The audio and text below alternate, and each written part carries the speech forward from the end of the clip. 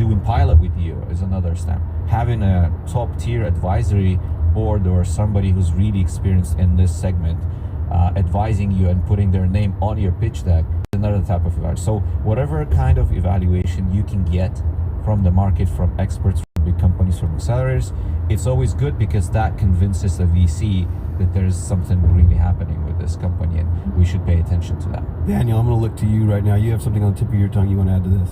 Yeah, I mean, look, this is a tricky thing looking at like things like ARR. Like I'm speaking, putting on my angel investor hat. For our audience, will you tell them what ARR is? Yeah, annual recurring revenues or monthly recurring revenue, whichever metric you take on revenue. As Amir said, it's $500,000. Fine, sure, that shows something. But the question is, what is really, until you start digging into that, you don't know. Maybe they had a lump sum payment from one company that did something. That's literally one client, and maybe that was their like father-in-law that just wanted to finance the business that way. I'm taking an extreme example, but these things happen. Or maybe it was they paid for something that wasn't like the core essence of the product. So to me, actually, the indicator that's more important to me, money is a good indicator, no doubt, but is actually how many users are there on the product and how sticky is the product? I mean, are they in it 2 hours a day? Or if your target time is 5 minutes a day, for some apps it is, that's fine. If you have 1 million users 5 minutes a day, that's still a lot. Then are they actually on it every day for 5 minutes? Like I think going like Duolingo, great example. They literally programmed, gamified that whole thing in there that their users go in and do 5 minutes a day, 5 minutes a day. It's like clockwork. So getting to that point, I think to me is more important as an indicator than actually, if they don't have revenue, fine, but if they get, you know, engagement. Yeah. So let me ask you a question. So Daniel, you're an angel investor, Zamir VC. For our audience, let's kind of do a battle here. Is there a difference in the way that an angel looks at a potential investment as opposed to a VC? Zamir, I'll look to you first. I think, and I did some angel investment in early days, and the difference between an angel and a VC, angel invests their own money usually, VCs invest other people's money. That's number one difference. Number two is angels come in with smaller checks, and a lot of times the decision is made pure out of this, emotion, passion, or I like this idea. Let me throw in $100,000 in it and see what happens. Where the VCs, they have a pretty sophisticated process, and then we can talk about the due diligence that we do in Vibrant. VCs are okay, better. so Daniel, I'm going to kick it over to you. What is your take on the question, VC or angel? So I would actually riff on the passion side, because I think it's all about passion. It's all about excitement. When I used to do coach new angel VCs that would go into this market, I would say, look, if you're in this to make money, just put some money into S&P 500. You'll probably, if you're an early stage angel, not being supported by any syndicate, not having experience, you will do much better in the market than you would do in your investments. But you got to be really passionate about this one thing that you're doing, and because angels get involved, but they're hard to get hands-on. Like I've gotten involved in some of my startups where I'm an angel, literally as fractional CBDO, and I had to, because that was the only way to make them succeed. So it was up to, VC doesn't have resources to do that. They won't. So it's really a chess game, at least I'll kick it to you. It's really a chess game. Yeah, I mean, I have to ask this question because we have an angel investor, a VC, and then a communications expert here in front of me. So, I think when I think about what you said, Zamir, about founders needing to hire the best, sell to the best, raise from the best, it all comes down to storytelling. So what, in your opinion, makes a compelling narrative for a startup? Maybe angel versus VC? So storytelling is important, definitely. Usually the way we interact with startups, we see their pitches, right? Either it's an event on a stage, or they come to us, they're trying to pitch. So it's always you gotta tell a really compelling story within 3 minutes or so. But storytelling and pitching is just the first step. It's very important that beyond that beautiful pitch deck, slides, and the story, you have some data back in the SUP. You have done really your exactly. homework in terms of like who you're targeting, who you want to raise from, and you do have a substantial I'm good, bro, I'm IP good. behind My it. internet Because went sometimes out, we like, see now with the age I of reached AI, my data a limits, lot of so I founders couldn't they go built live. like a little I shelf just recharged for now. other I'm like, people's yeah, AI I'm going again. tools, and then they try to sell it as their own startup. And this doesn't fly. When you do a little bit of technical due diligence, we can see right away that they don't own the IP. And eventually, us as VCs, Hi, we bro. want Hi, to Coco have Banana. a Hi, piece bro. of the company, piece of the equity. up? And if there's no IP inside of that, basically you're buying nothing.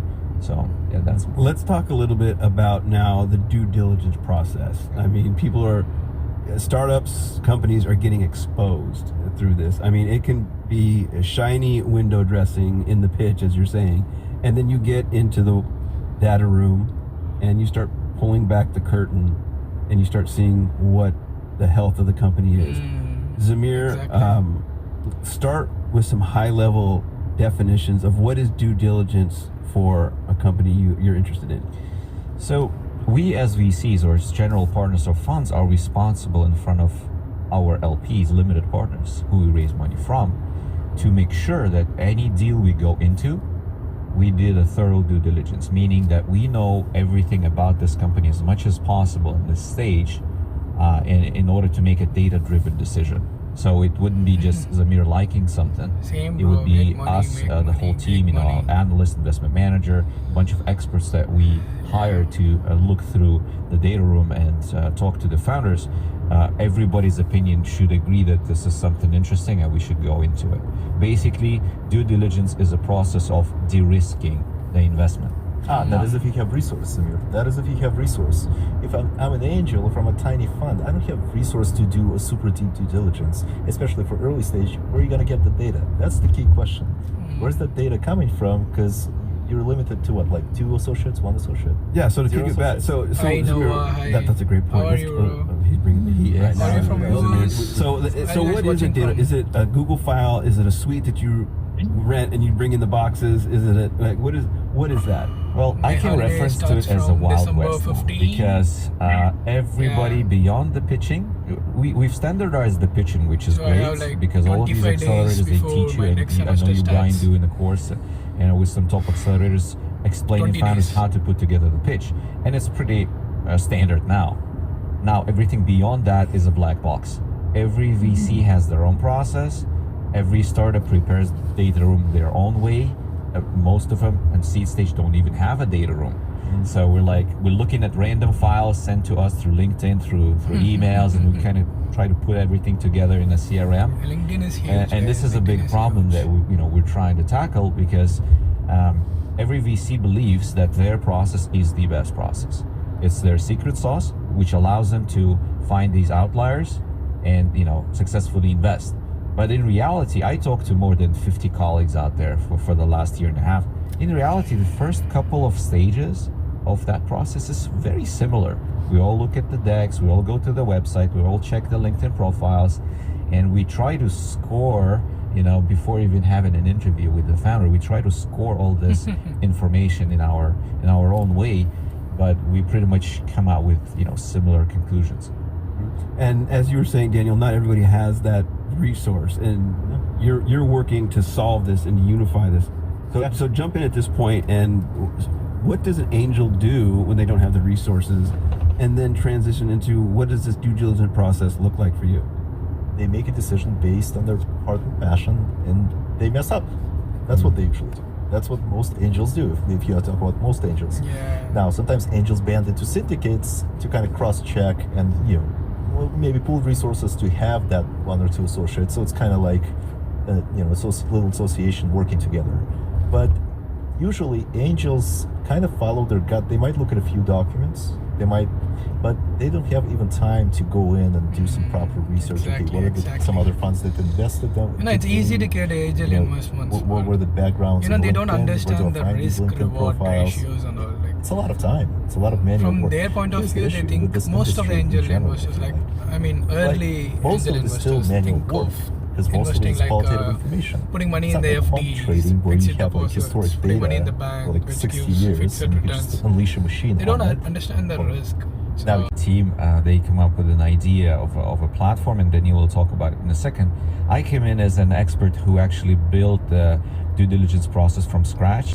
Is very similar, and it takes a lot of manual now. or closed sources, or you closed could API sources. it from Crunchbase, PitchBook, wherever. So wait, I gotta insert a curious question. You're doing all of this research to due diligence on the company. Are companies not just being honest? Aren't they required? Like what's So yeah, this is a Ooh. great question. Yeah. This is a great question. And one of the suggestions I always give to the founders is never lie to an investor, because it will never come lie out to at one them. point or the other, and it's going to ruin the relationship Yeah. and maybe ruin your business. And Exactly. as we saw in the news, some people go to jail for that. So we, try to advise everybody, be as transparent as possible. If you are a startup, we don't expect you to have everything perfect right away. We understand you're going to have gray zones, some loopholes. You're not going to be perfect, but if you are honest about it, we can then help you either find a right expert or fix something really quickly. And if you are transparent, that builds trust.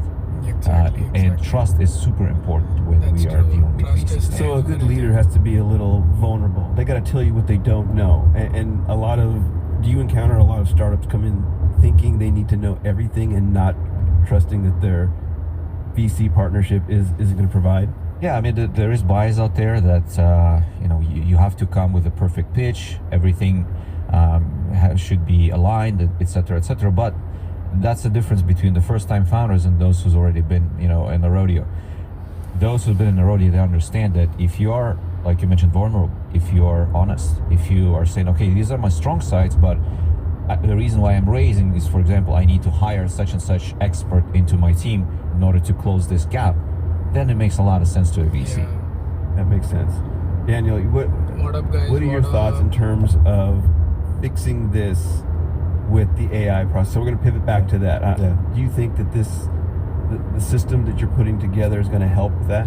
So it's obviously we're not the only ones playing into that space. There's maybe 2-3 dozen companies that are trying to do something around this. And as I said, it goes back to qualitative information. Now we can process it with machines in bulk. So if you think about it, we used to do this all manually. We used to go and research the company. Okay, what is their market? Are they really accurate about their market? Okay, I got their deck. Make sense of the deck in 1 minute, structured for me. Now go check if the market size is actually what they're saying, or it's, they missed it. Maybe not intentionally. Maybe they just miscalculated. What is their competitor list? Is it accurate? But I used to spend, God knows how much time on this. Now it takes me like a minute. Okay, now I got the competitor list. I can go look at the competitors.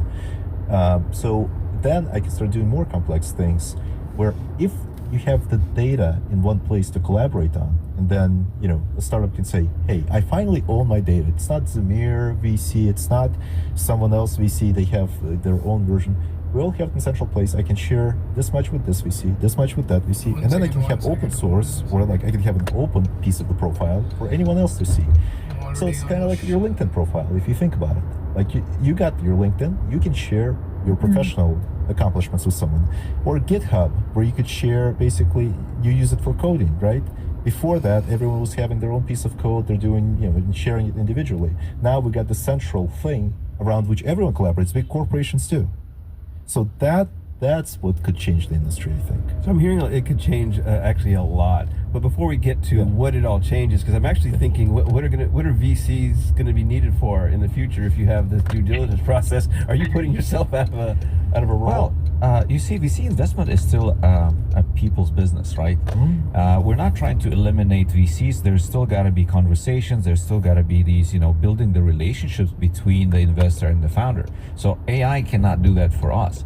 But AI can take care of a lot of the manual labor that we have to do. And instead of wasting time and looking at 100 startups in order to invest into one, I would rather spend more time with 10 startups that really fit the profile, that really align with my investment strategy, and I would be a good fit for them, because this is a two-way street. And so it will solve a problem not just for the VCs, it should be solving also for the founders, for them to really understand which VCs they need to talk to and go after. And again, it would allow a lot more time between me and the 10 companies in order to invest into one or two rather than looking at 100. So it is now and always will be a relationship game. Well, I think for the coming near future, 5-10 years for sure, it's still about building these relationships and getting to know the founder, especially when it comes to early stage. Because as we said, there's not that many data points in a seed round.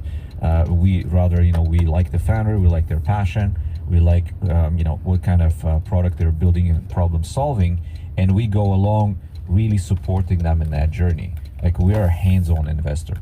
What, Lisa? Then I'll look for you. I'm gonna ask one more question, and Lisa, you take the next one. I know I'm dominating once again. How do you segment now the due diligence process? I'm sure it's. I'm here, so I gotta deliver tablets. Let's call them. Let's call.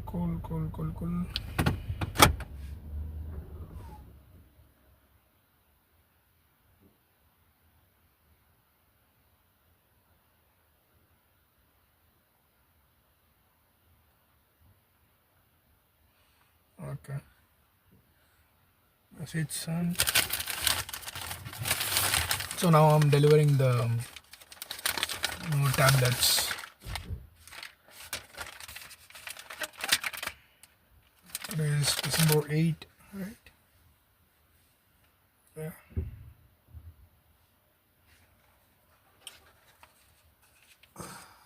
Let's see. Would you rather start a business with an investor who only play a role in funding a venture, or would you prefer a partner who can? It depends, bro. Depends. Depends on the idea. Depends on everything.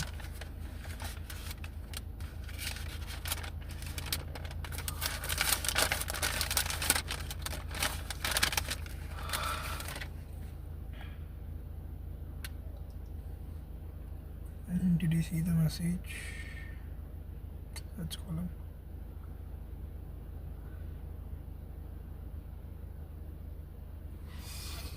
I said 7, right?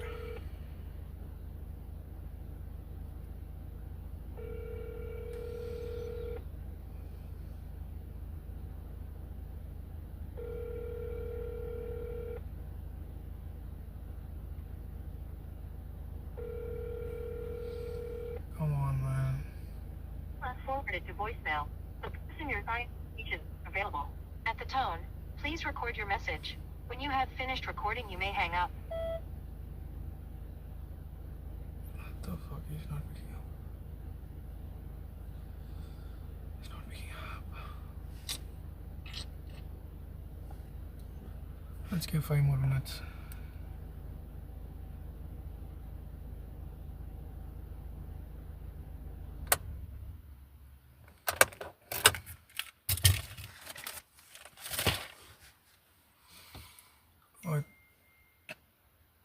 I'm downstairs. Okay, he's here.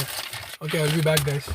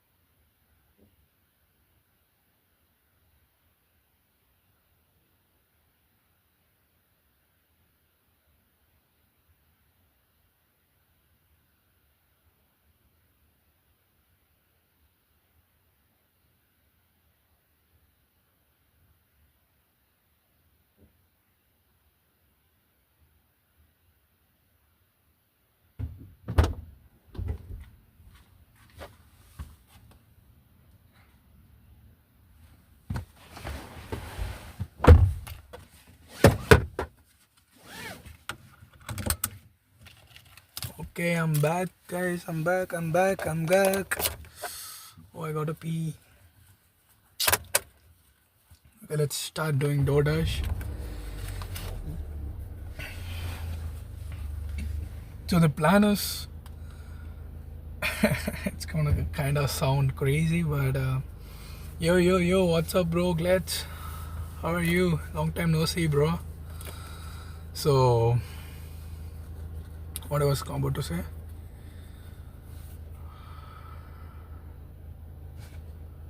So, once again, give me guys.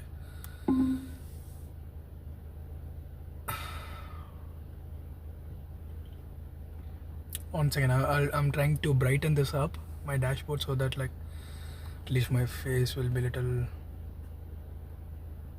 map color, yeah, day.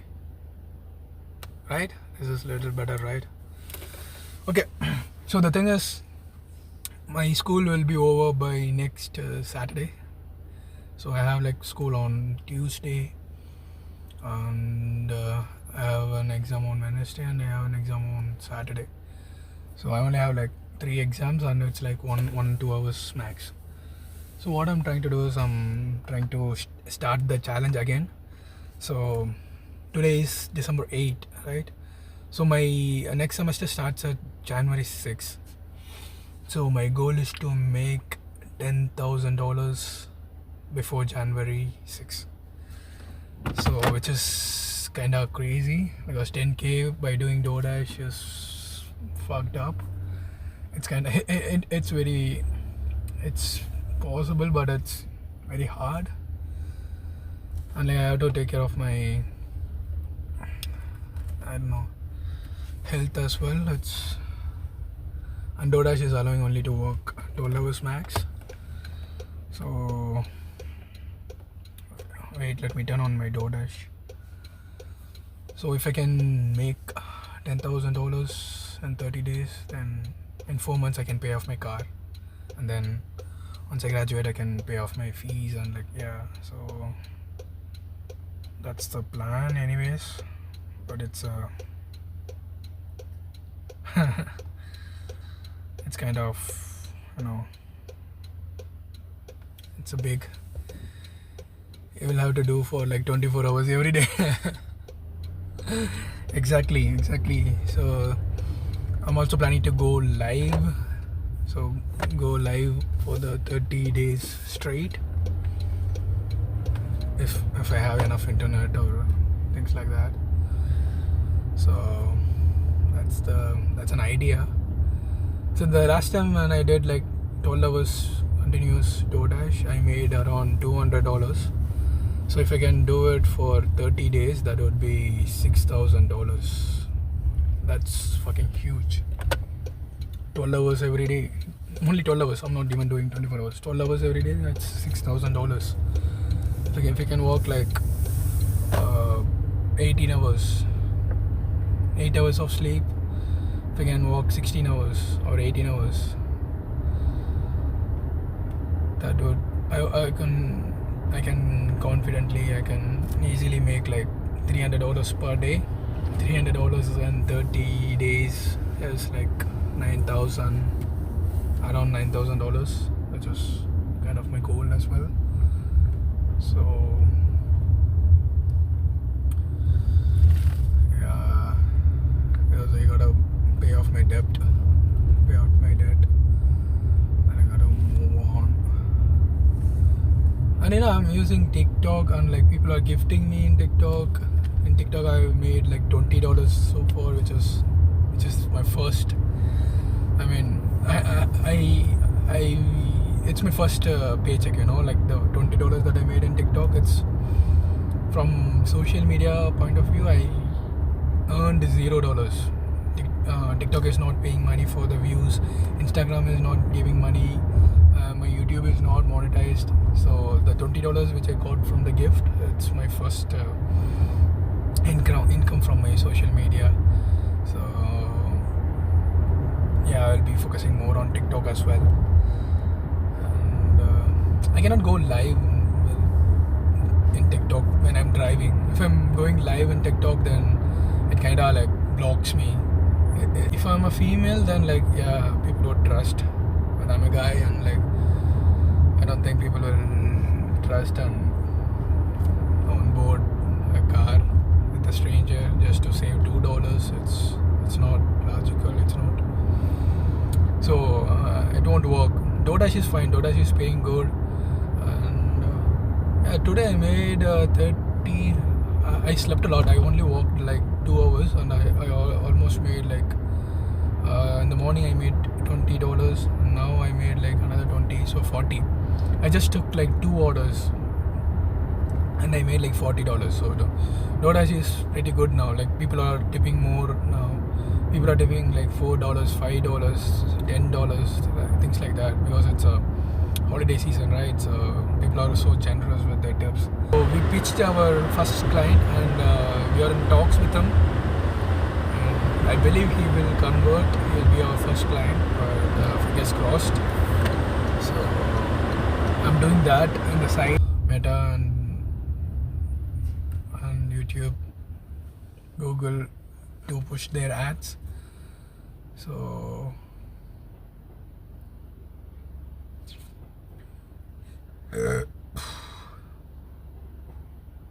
it's so bright. No one is watching. Anyone there, bro? Anyone? How's my new look? I should get a girlfriend. I should go to a club, but no one is coming with me. I cannot go alone. So what I'm usually doing now is I'll go to a hot spot, park my car in a nice spot, then I'll go live on my TikTok. So at least I will be like making connections, talking to people. You know, in TikTok you can connect to everyone in the world.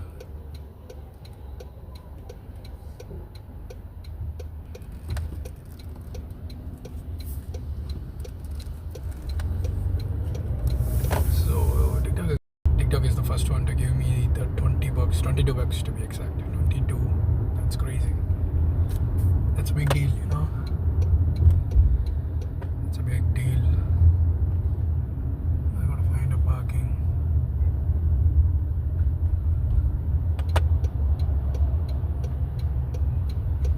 Yep, this is perfect. I got an order. I got a fucking order. No one is watching. It's for $6. Not bad.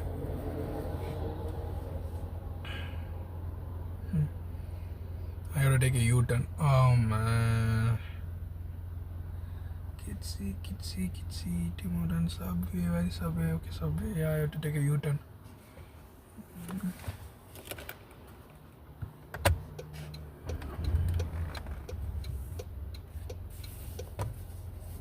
Fuck, it's red.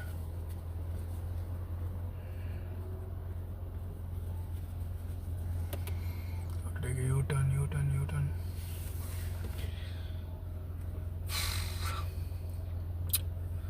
What up, guys? What up?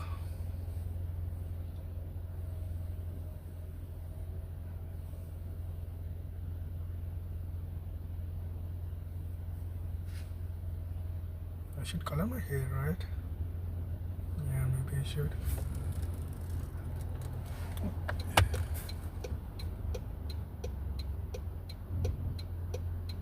Oh shit.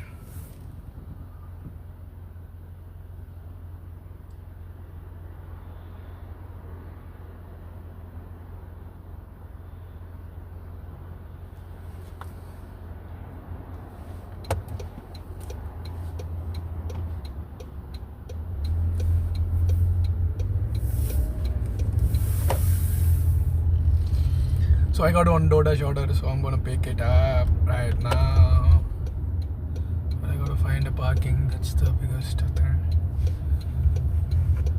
Everywhere the LEDs, the lights are so, cute. So I'll park here. I know it's for handicaps, but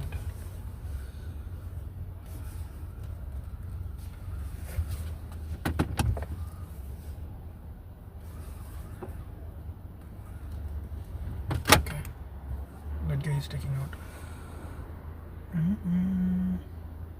Donate, dude. Yep, it's here.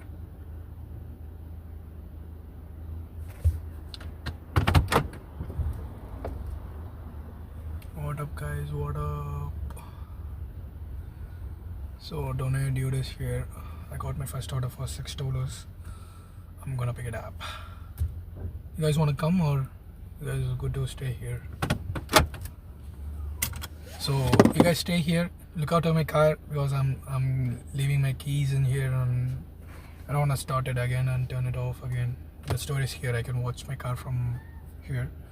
So wait here, and I have like 6 minutes to pick up. So let's wait.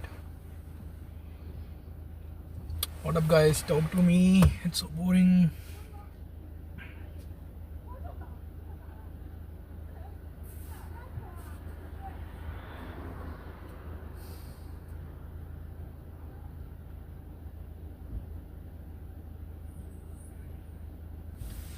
What up, guys? What up? What up?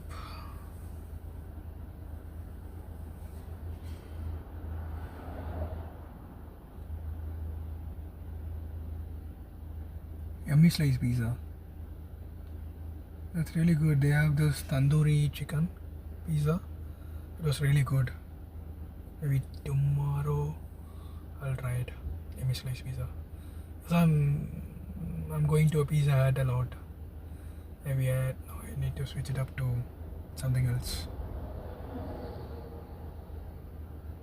I like the BBQ chicken pizza in Pizza Hut. So now I got to switch it up. I'm planning to color like red color or like flame color in the front and like have a. Okay guys, I think it's time to go, and I don't want to waste any more time. Let me park and front, a little more front. I don't want to leave my car like this. I'll be back in 5 minutes. Yeah, I still got time. Okay, I'll be back in 2-3 minutes. Don't I, dudes?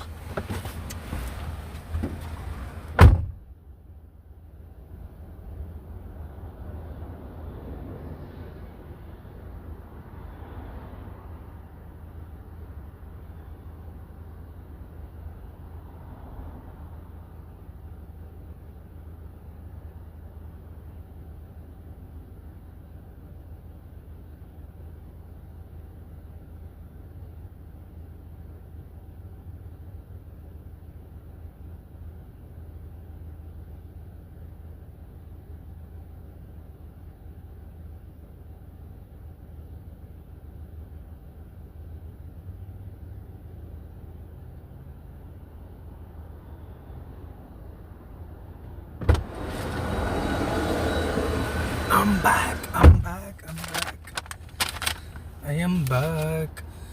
So I'm planning to go make as much as money as possible today. So I need your support, guys. Maybe I should change the name of this live stream, because I'm planning to do. So now the time is 7:30 p.m. So I'm planning to do DoorDash for 12 hours straight. Not 12 hours. I don't know. But where should I go? Where's Donate Dudes? So I have to take a U-turn.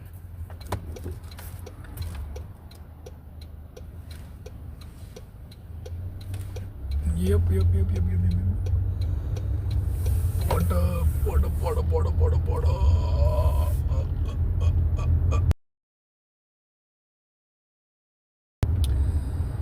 Yeah, bro, I'm Tamil, bro.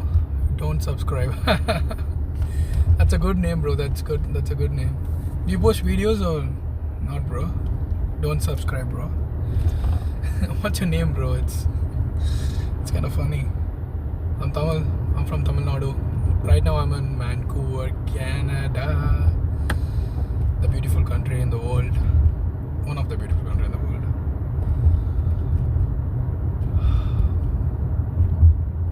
I'm doing DoorDash, making money, and I'm bored. It's super boring. So that's why I'm going live. I gotta take a left turn. So my goal is to make $300 in 24 hours. So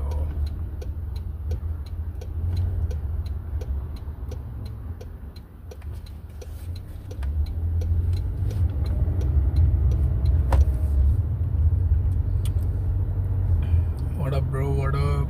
Are you Tamil, bro?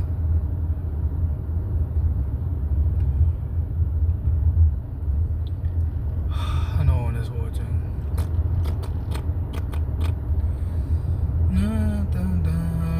Do you guys want to listen to podcast? Yes, I was listening to the Silicon Valley Impact. It's a radio show on Spotify. Spotify. So I've been confusing Spotify with Shopify because like I'm using Shopify for my business. I used to. So like I was confusing. It's almost same, right? Just a one word switch. So what up, guys? What up? It's a holiday season. Happy holidays. Happy holidays. McDonald's to Dunnerlope. Okay. So what's your plan for Christmas? What's your plan for New Year, guys?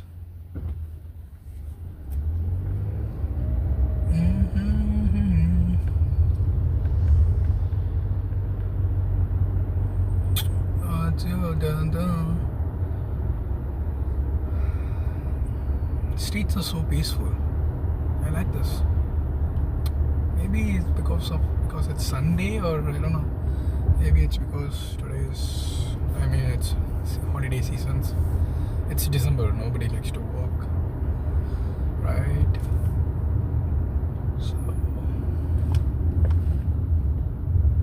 37, yes, 37. Now it's $6, so it will be like $43 so far. But my goal is to make $300. Long way to go. But yeah, a long way to go. It's so peaceful. Nobody's in the park. No one is like. There's no traffic. Kind of like this side of Vancouver. A lot of lights everywhere. A lot of peace everywhere.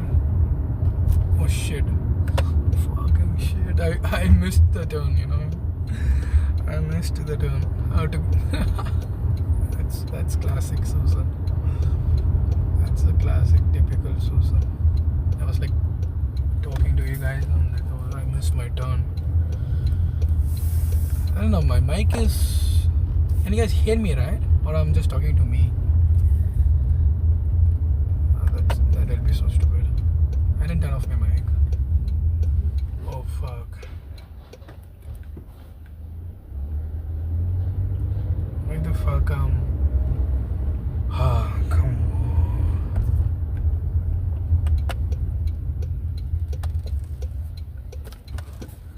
I'm going to alley. Alleys are dangerous, guys. Alleyway are dangerous.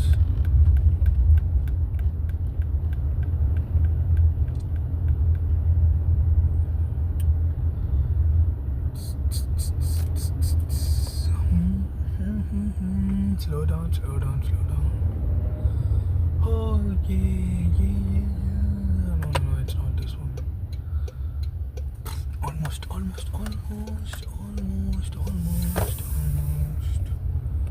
Okay, it's here. Let's cut the 1550. It's that house. Okay, let's park here. Okay, guys, I will be back. The live is gonna cut. Alright, I can take you guys I'll take you guys in. Just give me a minute. I don't want to leave you guys in the dark.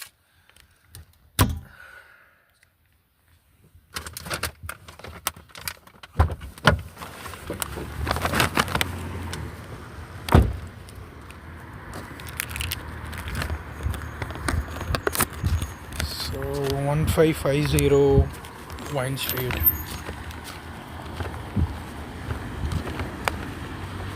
I think it's this one. Probably. Do they have the? There's no 1550. There's no Basur. 206.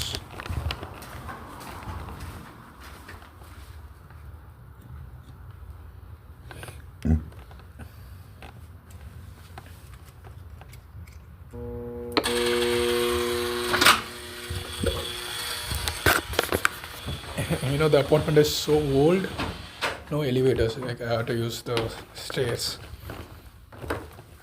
And I believe this is the second floor. Yeah. So it's 206. 206.